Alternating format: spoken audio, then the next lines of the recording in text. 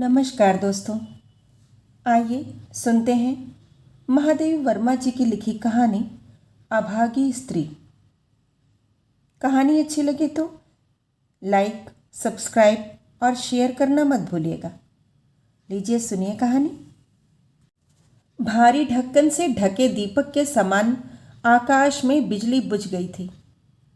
संध्या से ही हवा बादलों की तह पर तह जमाने में व्यस्त रही और अब वे इतने सघन हो उठे कि रात के छाया रूपों के उपयुक्त ही एक अखंड पर अपनी आर्द्रता से रिसती हुई काली शिला की छत बन गए। मेरा मन भी बुझा बुझा सा हो रहा था। मैं अपने पढ़ने लिखने के बाहर वाले छोटे कमरे में मेज पर सिर रखकर दर्द भुलाने की असफल चेष्टा कर रही थी। छात्रावास में टाइफाइड में पड़ी सुदूर दक्षिण की एक बालिका का मुख मेरी बंद पलकों में किसी फोटो के इनलार्जमेंट समान बढ़ता चला जाता था। उसके साधारण स्थिति वाले माता पिता इतना रुपया किस प्रकार पाते कि उसे देखने आ सकते। उसके लिए मन जैसे जैसे चिंता आकुल होने लगा, वैसे वैसे अपने ऊपर झल्लाहट बढ़ने लगी। जब मेरा शरीर इतना निकम्मा था कि इनके सुख दुख में 2-4 रात जागना भी सहज नहीं, तब किस बूते पर मैंने इन बालिकाओं को उनकी माताओं से इतनी दूर ला रखा है।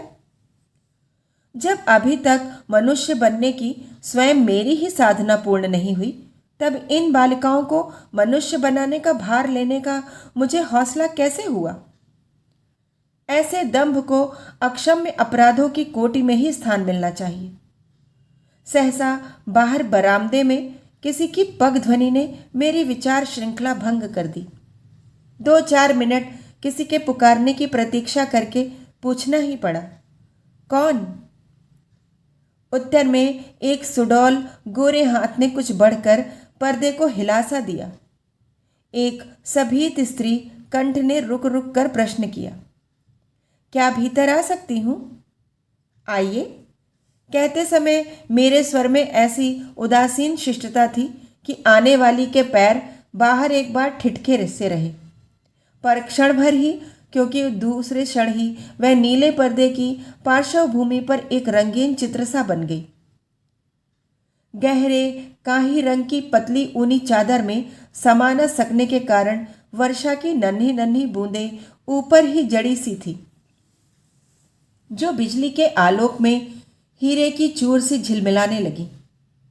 चादर उतारकर जब वह मेरी दृष्टि का अनुसरण करती हुई सामने की कुर्सी पर बैठ गई, तब मेरी कुछ विस्मय और कुछ जिज्ञासा भरी दृष्टि उस मुख की रेखा रेखा में न जाने किस शब्दहीन उत्तर की खोज में भटकने लगी। आंखों के आसपास लटकती हुई 2-3 छोटी छोटी लटों के छोरों में हिलती हुई पानी की बूंदें पारे सी जान पड़ती थी। सफ़ेद साड़ी के कुछ धबीले बैंजनी किनारे से घिरा मुख सुडौल गोरा पर बहुत मुरझाया हुआ सा लगा। नाक के अग्रभाग की लाली हाल ही में पहुंच गए आंसुओं की सूचना दे रही थी। पलकों की कोरें भी शायद रोने से ही कुछ कुछ सूज आई थीं, जिनसे उनकी मर्मस्पर्शी व्यथा और भी गहरी हो उठी थी। होठ इतने सूख रहे थे कि उन्हें आर्द्र करने का प्रत्येक प्रयास अपनी एक रस्ता में भी एक नई थकान का आभास देता जाता था। मैं स्वयं बहुत क्लांत थी, इसी से उसके कुछ कहने की प्रतीक्षा में रुकी रही, परंतु जब उसने अपना सिर और अधिक नीचा कर लिया और आंख से ढुलका हुआ एक आंसू उसकी गोद में गिरने से पहले प्रकाश में एक उजली रेखा सा चमक गया, तब मुझे ध्यान आया कि मेरे सामने बैठी हुई यह स्त्री न जाने कौन सी व्यथा मुझे सुनाने आई है। इतनी घिरी घटा और बूंदाबांदी में इसका घर से निकलना ही प्रमाणित किए देता है कि इसकी आवश्यकता कल तक भी नहीं टाली जा सकती थी। मैंने कुछ उम्मीदे भाव से कोई असंख्य बार पूछा हुआ और अति परिचय से पुराना प्रश्न ही पूछ लिया होगा, परंतु मुझे कोई काम दीजिए। मैं उत्तर पाकर मानो जागकर सतर्क हो बैठी। काम और योग्यता संबंधी प्रश्न आवश्यक होने पर भी उस स्थिति के लिए निष्ठुर जान पड़े। मेरी कठिनाई का समाधान उसने स्वयं ही कर दिया। वह हिंदी जानती है, गाना भी। कहने के पहले उसका संपूर्ण शरीर संकुचित हो उठा और कहने के उपरांत स्फीत होता जान पड़ा, मानो कोई कठिन काम समाप्त कर लिया हो। कथा और आगे बढ़ी। उनके पति 1.5 वर्ष से बीमार हैं। दवा दारू में सब कुछ स्वाहा हो चुका है। गहने के नाम से उसकी उंगली में 4 माशे भर सोने का एक छल्ला शेष है। पति का एकमात्र उपहार होने के कारण इसे बेचने का विचार ही उसे क्लांत कर देता है।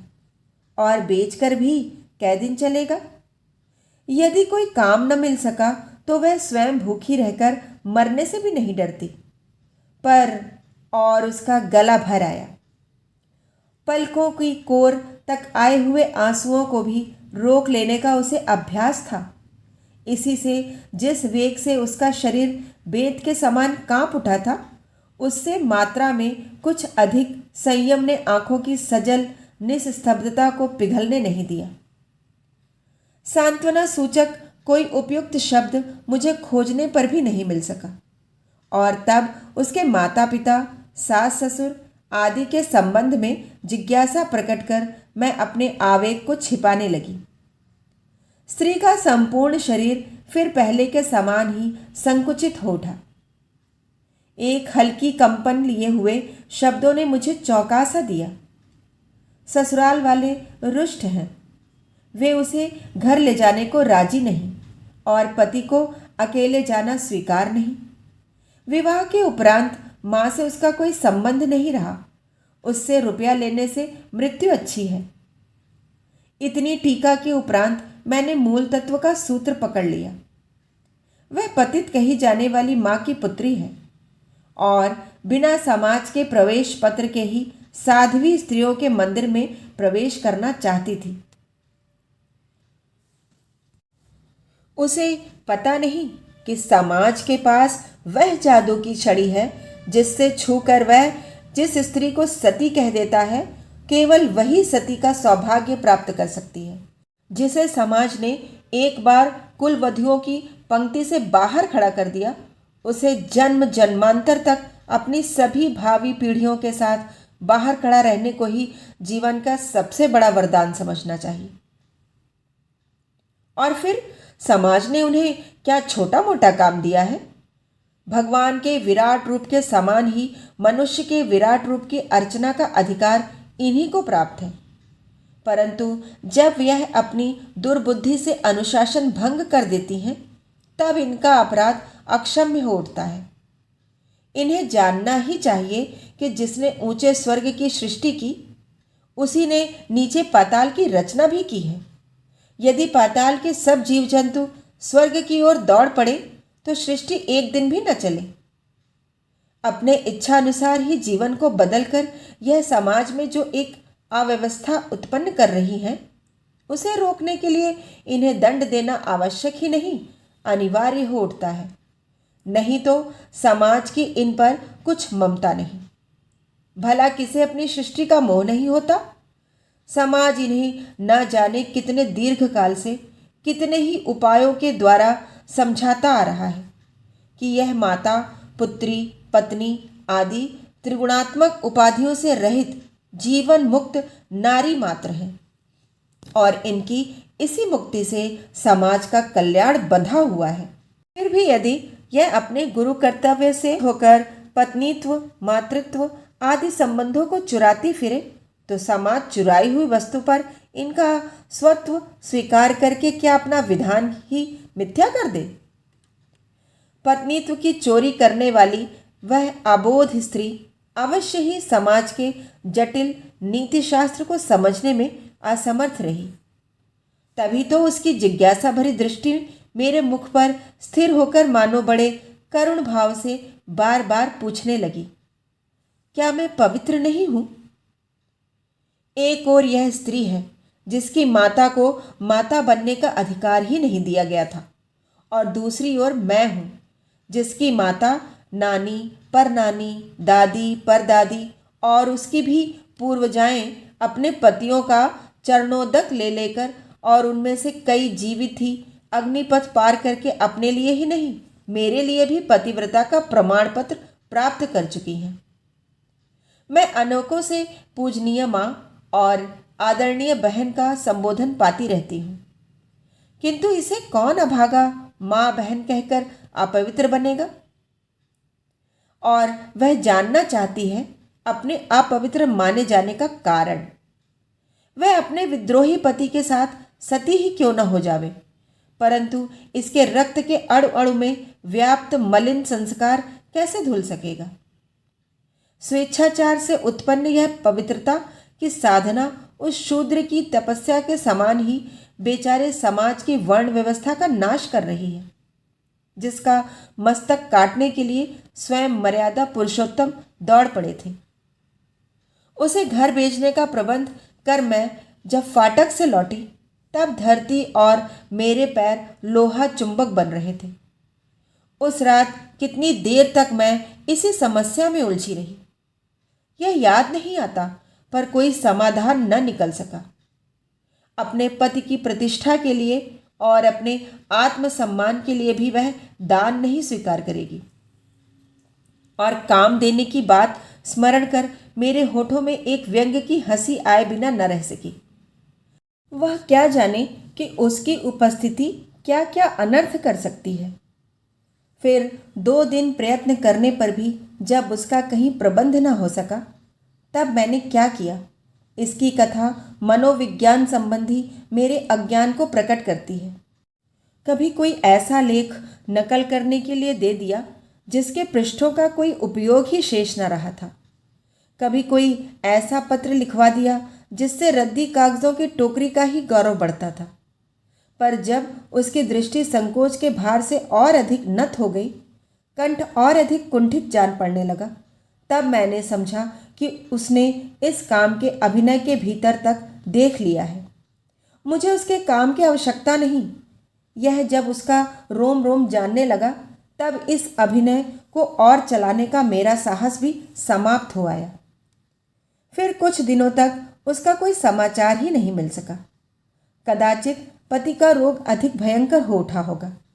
इस बीच में केवल एक बार उसने सहायता की याचना की, जिससे मैंने समझ लिया कि मेरी सहानुभूति को सत्य रूप में ही उसने स्वीकार किया है। दिन के सप्ताह और सप्ताह के महीने बन जाने पर एक दिन उसकी किसी परिचित स्त्री से मुझे इस करुण कथा का जो उपसंहार ज्ञात हुआ, वह तो सुना सुनाया कहा जाएगा, पर उसने मेरे मर्म को जितना स्पर्श किया उतना कोई और घटना नहीं कर सकी। उस अभागी स्त्री की इतनी एकांत साधना भी उसके पति को न बचा सकी। अंतिम क्षणों में पुत्र का मुख देखने जो पिता आए थे, उन्होंने अनाहार से दुर्बल अनेक रातों से जागी वधू की ओर भूल कर भी दृष्टिपात नहीं किया। कदाचित उनके मन में भी यह धारणा रही हो कि उसी अनाचारिणी के कारण उनके पुत्र को जीवन से हाथ धोना पड़ा है। पड़ोसिनों में से जब किसी ने आकर उसकी बेहोशी दूर की, तब सब उसके मृत पति को ले जा चुके थे। रात भर वह उसी प्रकार बैठी रही, परंतु सवेरे ससुर को जाने के लिए सामान ठीक करते देख उसकी चेतना लौटी। आंचल से आंखें पोंछकर जब उसने किवाड़ की ओट से प्रश्न किया, कै बजे चलना है, तो मानो ससुर देवता पर गाज गिरी। प्रथम आघात सहकर जब उनमें बोलने की शक्ति लौटी, तब उन्होंने भी क्रूरतम प्रहार किया। कहा, जो लेकर अपने घर से निकली थी वही लेकर भलमनसाहत से अपनी माँ के पास लौट जाओ, नहीं तो तुम्हारे साथ हमें बुरी तरह पेश आना पड़ेगा। हमारे कुल में दाग लगाकर भी क्या तुम्हें संतोष नहीं हुआ? स्त्री ने क्रोध नहीं किया, मान अपमान का विचार नहीं किया। जिस घर पर उसका न्यायोचित अधिकार था, उसी में पग भर भूमि की भीख मांगने के लिए आंचल फैलाकर दीनता से कहा, घर में कई नौकर चाकर हैं, मेरे लिए 2 मुट्ठी आटा भारी न होगा। मैं भी आपकी सेवा करती हुई पड़ी रहूंगी। किंतु ससुर का उत्तर लज्जा को भी लज्जित कर देने वाला था। मुझ तक यह समाचार विलंब से पहुंच सका। खोज करने पर किसी ने बताया वह विधवा आश्रम चली गई है। किसी ने कहा वह माँ के पास लौट गई। धीरे धीरे समय जब उसकी स्मृति को फीका कर चुका था, तब अचानक एक मैले कुचैले लिफाफे ने फिर सब कुछ सजीव कर दिया। वह अच्छी है, मुझे नहीं भूली है, पर और कष्ट नहीं देना चाहती। सिलाई बुनाई आदि के द्वारा उसे कुछ मिल ही जाता है। जब नहीं मिलेगा तब मुझसे मांगने में उसे संकोच न होगा। और भी पूछा है, ऐसी स्त्रियों को जीविका के साधन सिखाने के लिए जो आश्रम मैं खोलना चाहती थी, उसे कब खोलूंगी। कहानी सुनने के लिए बहुत बहुत धन्यवाद।